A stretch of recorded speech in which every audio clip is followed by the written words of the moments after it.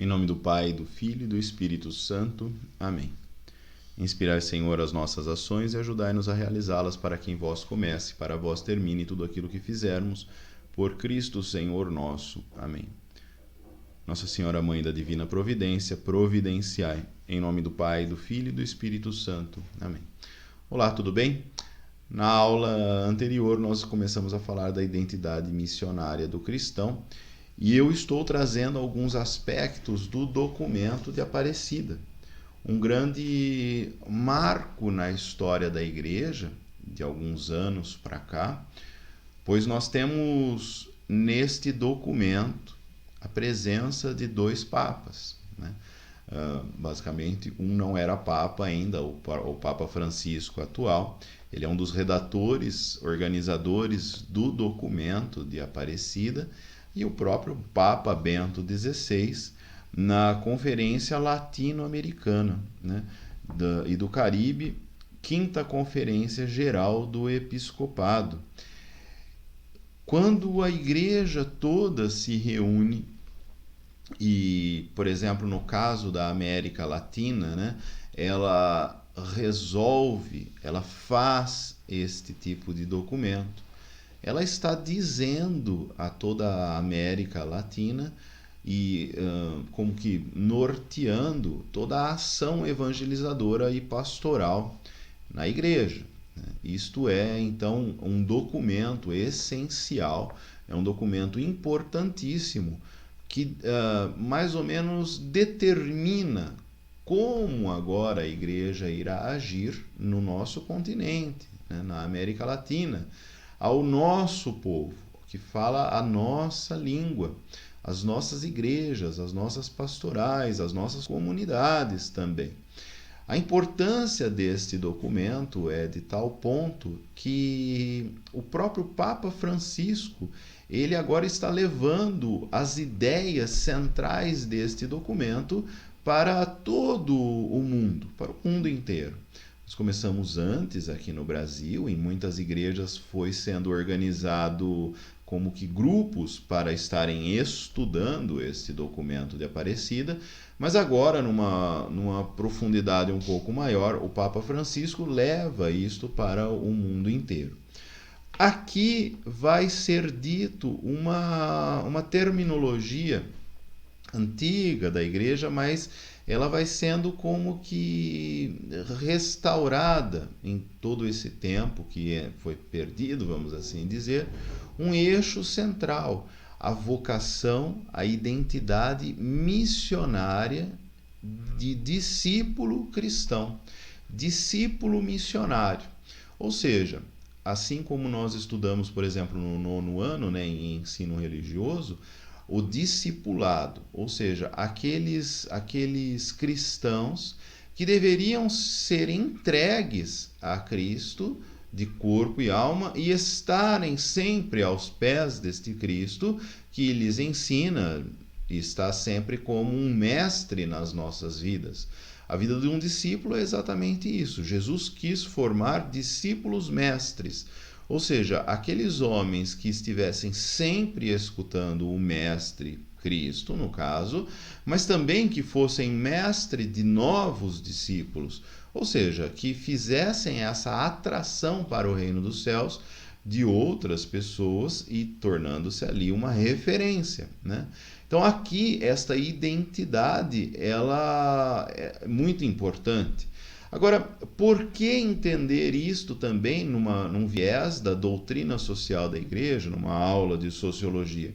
Bom, principalmente porque nós estamos aqui como que denunciando as máscaras desse mundo frente às filosofias sociais, vamos assim dizer.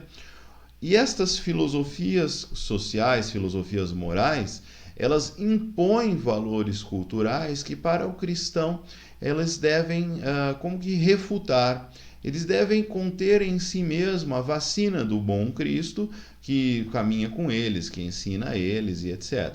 Vou ler um trechinho aqui mais ou menos propriamente para que vocês entendam o que eu estou querendo dizer. No parágrafo 46, eu já coloquei esse parágrafo na aula anterior. verifica-se em nível massivo uma espécie de nova colonização cultural.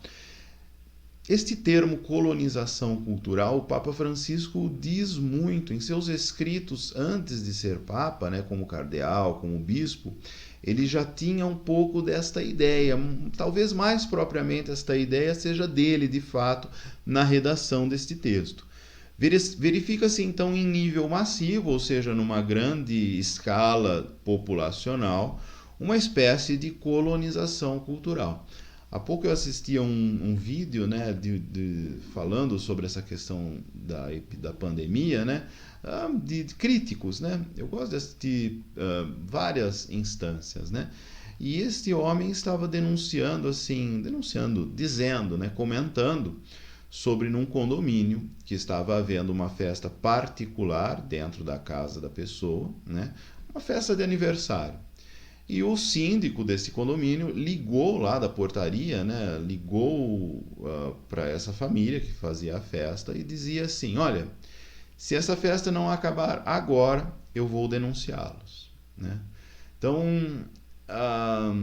era uma festa particular, era uma festa familiar, era uma própria reunião familiar. Qual é o motivo desta denúncia? O motivo é a pandemia, o motivo é a movimentação de pessoas, são vários motivos, né? Bom, tudo bem, de fato existem preocupações, existem várias questões aí que estão envolvidas que nem tem como trazê-las, né?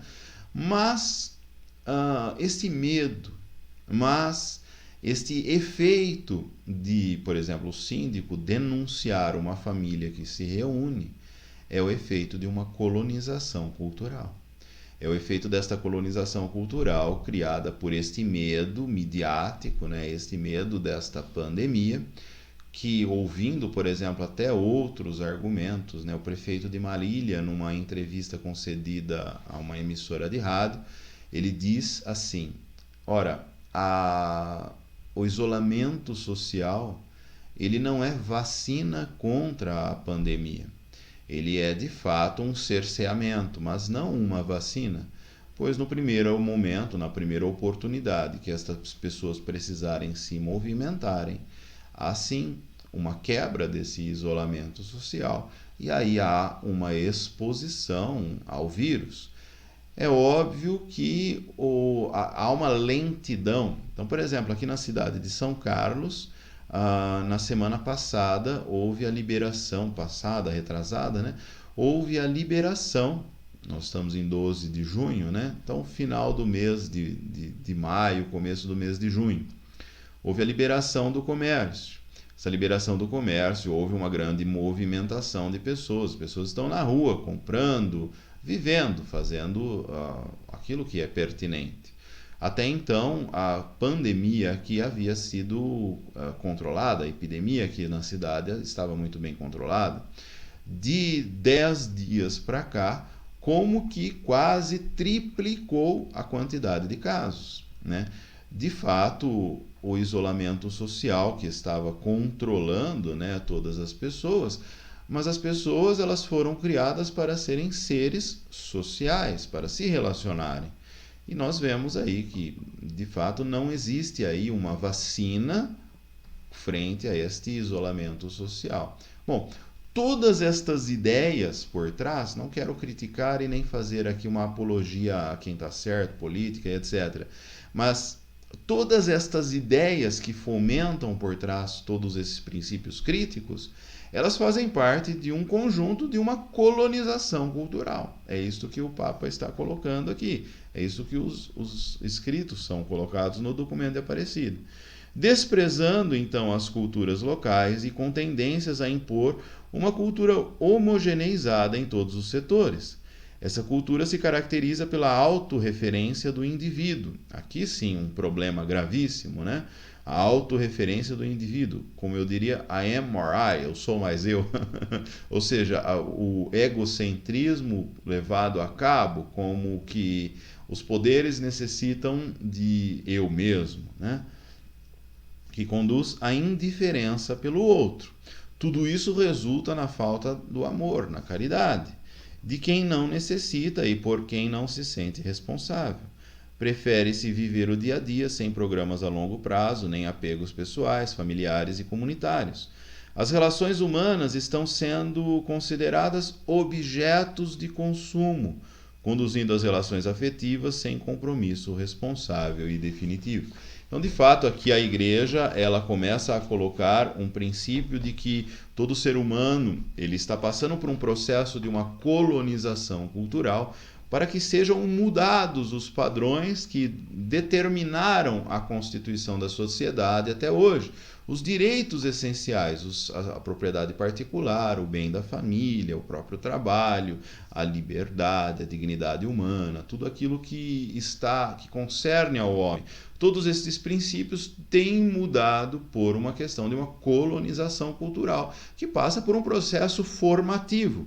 E como acontece este processo formativo? Ora, esse processo formativo acontece das mais diversas formas, né?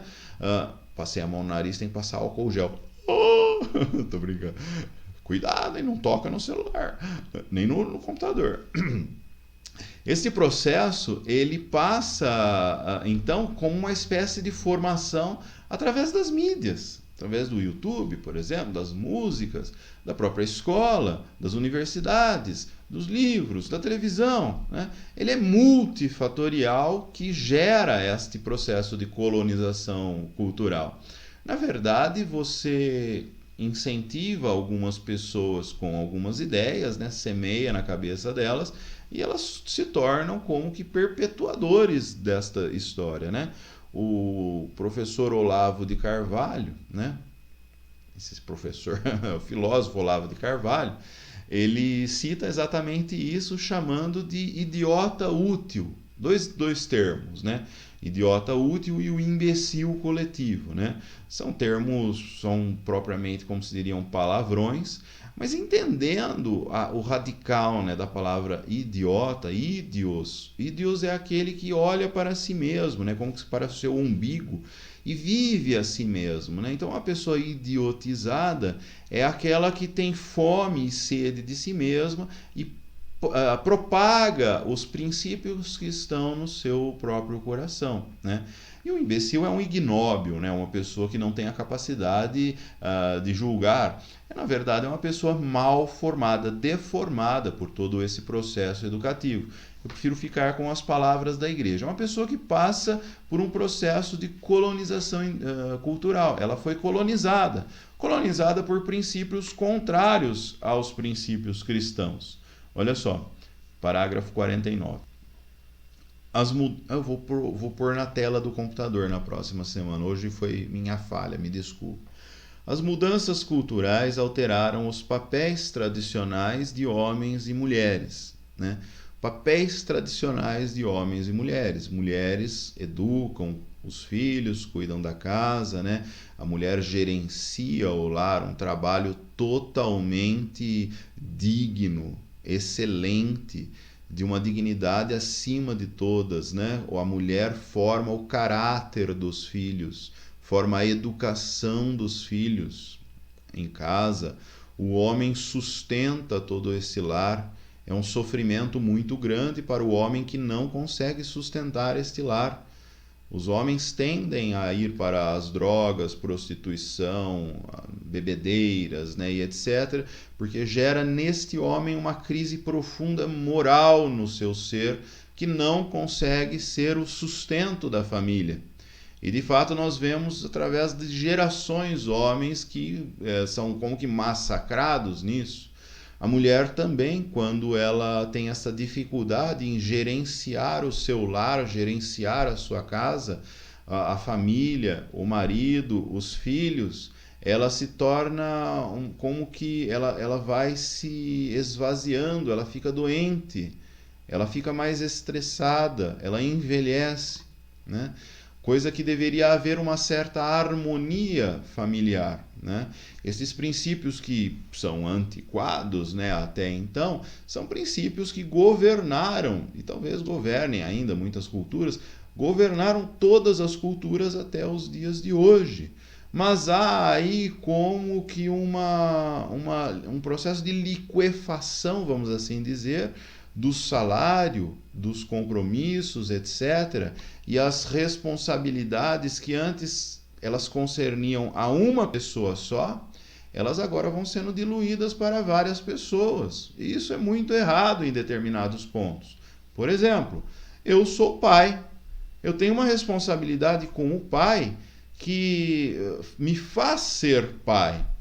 Se eu outorgo essa minha responsabilidade e coloco a minha responsabilidade de pai, por exemplo, de educar, de criar, de formar o caráter da minha filha, ao Estado, à escola, à igreja também, a outras pessoas, ao psicólogo, né, por exemplo, aos terapeutas. Eu sou terapeuta, eu posso falar isso com toda a propriedade.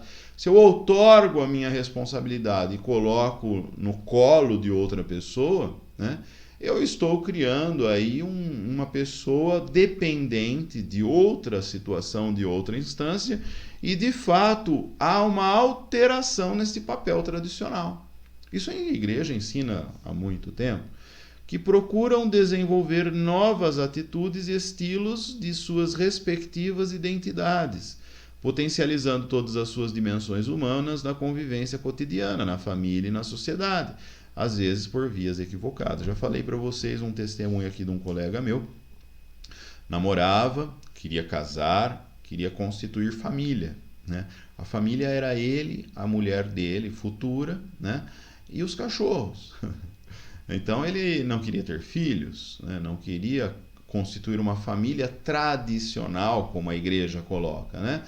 Qual é o problema de tudo isso? Olha, o problema de tudo isso é a infelicidade que é gerada no coração de todo homem, porque ele está se afastando cada vez mais daquilo que é uma vocação particular, daquilo que está na essência dele, né? Então, por exemplo, esta questão de essência, né, felicidade, é muito interessante. Então, eu tenho todas as minhas tarefas aqui, em tanto quanto profissional na clínica, enquanto fundador de comunidade, enquanto professor na escola. Vou dizer sobre professor na escola. Quando eu tenho atividades atrasadas aqui, não consigo dar uma aula do jeito que eu gostaria, não consigo corrigir as atividades, não consigo fazer as coisas. O volume de trabalho é muito grande, muitos alunos, muitas coisas acontecendo ao mesmo tempo, né? Mas quando eu termino todas estas atividades, eu me sinto como que bem, eu me sinto feliz, porque eu cumpri o meu dever. Eu cumpri aquilo que eu precisava ter cumprido. Isso me gera uma certa satisfação e também me gera uma felicidade, pois eu fiz aquilo que eu precisava ter feito, né? Este bem, ou seja, este resultado, ele está profundamente dentro de cada coração humano. Ou seja, a pessoa ela necessita cumprir as tarefas diárias, as atividades, para que haja de fato um resultado e para que ela possa se realizar, vamos assim dizer. Como cristão, nós temos um dever ainda maior em cumprir todas estas tarefas. E é isto que nós estamos falando sobre, nessa doutrina social, sobre qual é a nossa vocação, qual é o sentido da nossa vida, qual é a dignidade ao que nós fomos chamados. Nós, como cristãos, então, fomos chamados a ser resposta para este mundo. Esta é a questão. E não nos satisfazermos com as máximas desse mundo, nos satisfazermos com aquilo que o mundo está nos oferecendo. Sermos exatamente uma resposta saudável a todo este mundo. Bom, penso que nós respondemos um pouco dessa questão da colonização cultural, da imposição das culturas, e como ser uma resposta efetiva, eficaz a este mundo. Mas a resposta verdadeira já foi dada. Não é minha, não é do Papa, não é de ninguém, é de Cristo. Cristo deu esta resposta a este mundo. Nós devemos salvaguardar esta resposta e perpetuá-la. A igreja deve fazer exatamente isso. Isso é um assunto um pouco mais para a próxima aula. Bom, ficamos por aqui então no dia de hoje. Que Deus te abençoe. Maria gere Jesus nos nossos corações. Até lá. Em nome do Pai, do Filho e do Espírito Santo. Amém.